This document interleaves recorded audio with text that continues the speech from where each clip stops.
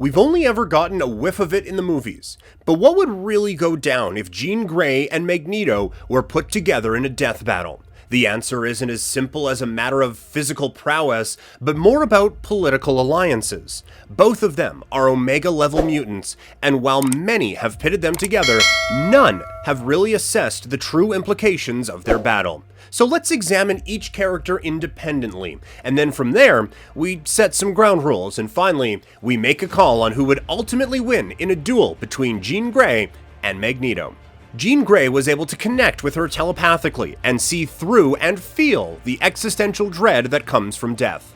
Since then, Professor X sought her out and took her under his wing, with hopes that she could learn to control and push her telepathic powers to the limits. For the next several years, she spent a great deal of work honing her skills. Xavier realized that their abilities were not so different, but that Jean could expand her telekinetic influence far more than he ever could. Jean Grey is an Omega-level mutant and is the quintessential example of all-encompassing powers of telepathy. She can read minds and communicate with others by creating empathic links. These links allow her to control the brain in any way she sees fit and do everything from creating lifelike illusions to blocking people's ability to use their own powers. This, coupled with her telekinesis, makes her a force to be reckoned with. It is also worth mentioning that Jean is the ideal host for the Phoenix Force. The Phoenix Force is a cosmic entity that can practically outclass and outmatch every other superhero. But it should be noted that these powers are not inherent to Jean Grey, but rather, she is only a conduit for the Phoenix Force, and that, too, on a few occasions. Alright, so realistically speaking, Jean Grey is, under normal circumstances, non-lethal and will always try to de-escalate a situation before resorting to force, unless she is controlled by the Phoenix Force. And in the other corner, we have one of the original X-Men, Magneto. Growing up as a Jewish boy during World War II, he saw his family perish in concentration camps, and he was abused and manipulated for his powers. From a very early age, he understood that humans would always fear what they couldn't understand, and believed that mutants were the next evolution of mankind, a twisted fascist ideology that didn't sit right with Xavier, and they decided to part ways. Magneto's powers go beyond just manipulating metals. He can manipulate the entirety of the electromagnetic spectrum. He can do everything from manipulate the iron in the bloodstream to alter the magnetic field of the Earth. His ability to warp the magnetic field in his vicinity is what allows him to take flight. Besides just being able to manipulate metals, Magneto also has an acute metal sense.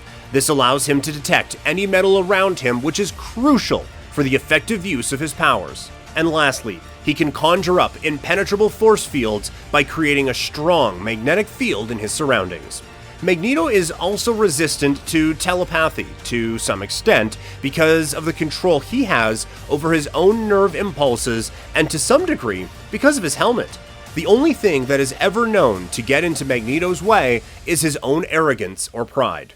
But other than that, he will readily do whatever it takes to protect mutant kind without a moment's hesitation.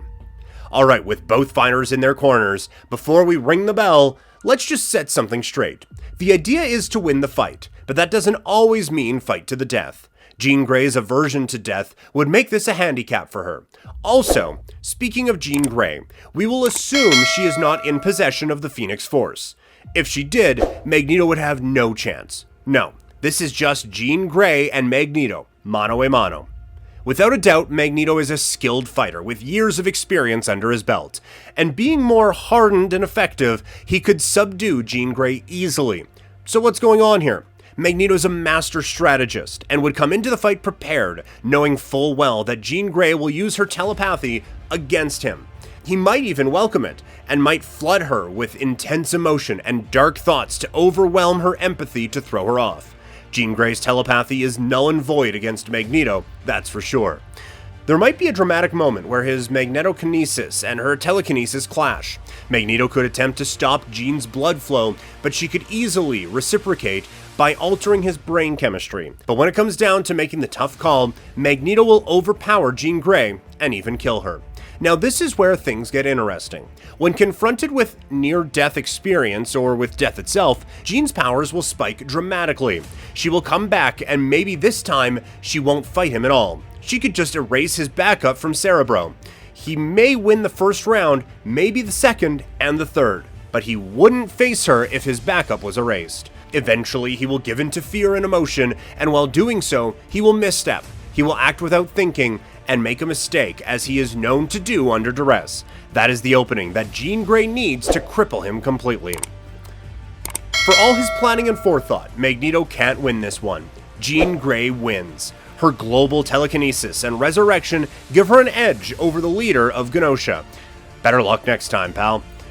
Do you agree with the results? Let us know who you think would win in the comments below. Like the video if you enjoyed, and as always, thanks for watching.